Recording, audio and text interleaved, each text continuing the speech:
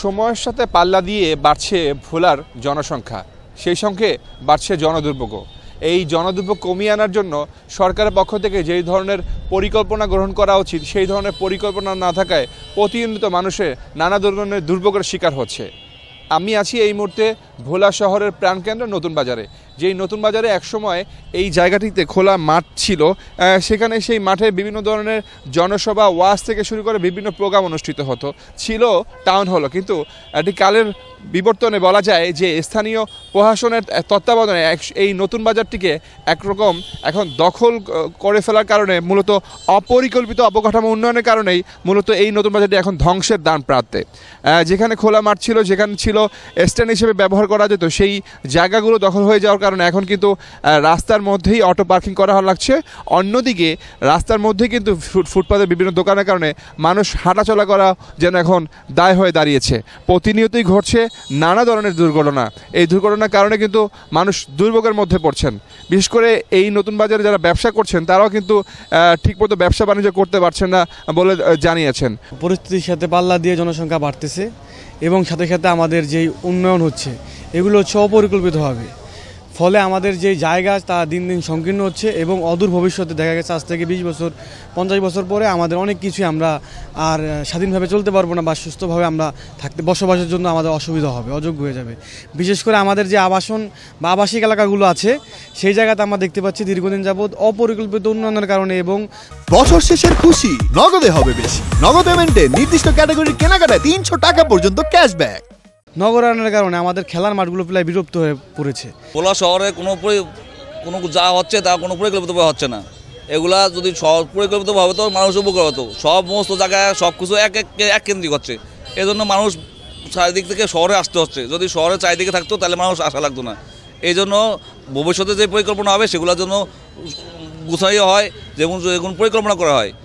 আমরা চাই ভোলা পরিকল্পিত শহরভাবে গড়ে উঠুক। ভোলার যে খাল, যেইভাবে আপনার এই সুয়াসের ব্যবস্থার জন্য জোয়ার ভাটার পানি নামলে নগরায়নের বা শহরে যেইভাবে উপকৃতি হয়, সেই খালগুলো প্রশস্তরা কমে এনে একদম ড্রেনের সমন্বয় করে ফেলছে, যেটা একটা শহরের জন্য আসলে দুষ্কর ব্যাপার। আগামী 15-20 বছরের মধ্যে ভোলা পৌরসভায় আর বসবাস করা যাবে না। কারণ হচ্ছে নতুন বাজার যেই একটা খোলা মাঠের মতো ছিল সেখানেও ভবন হয়েছে, ফুটপাতগুলো দখল হয়ে গিয়েছে, খালপাড়ের যেই বাইপাস রাস্তা সেটা দখল হয়ে গেছে, ভোলা সরকারি স্কুলের মাঠ সেটাও দখল হয়ে গিয়েছে। যেটা যেখানে হওয়া দরকার সেখানে না হয়ে অপরিকল্পিতভাবে ব্যক্তি স্বার্থের কারণে শুধু ভোলা পৌরসভাটা অপরিকল্পিত উন্নয়ন হচ্ছে। এই অপরিকল্পিত উন্নয়নে জনগণের কোনো সুবিধা হচ্ছে না এবং আমরা কোনো সুবিধা পাচ্ছি না।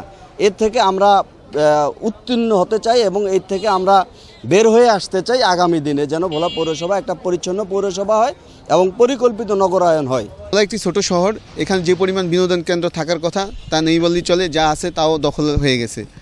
সরকারি স্কুলের মাঠটি ভোলার মানুষের প্রধান বিনোদন কেন্দ্র, কিন্তু বর্তমানে এক পাশে হচ্ছে সুইমিং পুল, অন্য পাশে সরকারি প্রতিষ্ঠান হয়েছে। পাশাপাশি এখন আবার সরকারি স্কুলের অন্য পাশে হচ্ছে এই সরকারি আরেকটি প্রতিষ্ঠান হচ্ছে, যার কারণে এই বিনোদন কেন্দ্রটি নষ্ট হয়ে যাচ্ছে।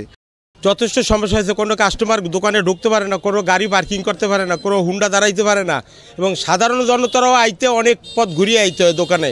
কর্তৃপক্ষের কাছে আমরা ভোলাবাসীর পক্ষ থেকে যেটা আবদার করব সেটা হচ্ছে আমাদের এই মাঠ যেন যতটুকু আছে এর চেয়ে সংকীর্ণ না হয়, বরঞ্চ আরও সুন্দর মাঠের আরও সুন্দর খেলাধুলার ব্যবস্থা করার জন্য আমরা ঊর্ধ্বতন কর্তৃপক্ষের দৃষ্টি আকর্ষণ করছি। শুধু নতুন বাজার নয়, একই চিত্র ভোলার বিভিন্ন মার্কেটগুলোতে। যেসব মার্কেটগুলো আসলে গড়ে উঠছে শহরে, তারা কোনো পার্কিং ব্যবস্থা না থাকার কারণে মানুষ রাস্তার মধ্যেই যত্রতত্র তাদের গাড়ি পার্কিং করতে হচ্ছে, ফলে মানুষ কিন্তু হাঁটাচলা করায় দায় হয়ে দাঁড়িয়েছে। তার জন্য স্থানীয়রা মনে করছেন যে পরিকল্পিত শহরায়ন যদি করা যায় তাহলে হয়তোবা মানুষের কিছুটা হলেও দুর্ভোগ কমে আসবে। 2018 থেকে 2038 সাল পর্যন্ত একটি 20 বছর মেয়াদী একটা মহাপরিকল্পনা ভোলা পৌরসভার পক্ষ থেকে প্রণয়ন করা হয়েছে। সেখানে সড়ক যোগাযোগ ব্যবস্থা, ড্রেনেজ ব্যবস্থা, ওয়েস্ট ম্যানেজমেন্ট, পানি সরবরাহ, সড়কবাতি, এরকম নানান বিষয়গুলি এবং শহরের যে যাতায়াত ব্যবস্থার ক্ষেত্রে যে যানবাহন থাকবে সেই ধরনের একটি পরিকল্পনা কিন্তু আমরা ইতিমধ্যে গ্রহণ করেছি। এটি বাস্তবায়িত হলে ভোলা শহর একটি অত্যন্ত বাসযোগ্য, সুন্দর, নিরাপদ, পর্যটন নির্ভর শহরে পরিণত হবে। শুধু শহরের অবকাঠামোই নয়, শহরের মাঠগুলো কিন্তু এখন দখলের দ্বার প্রান্তে।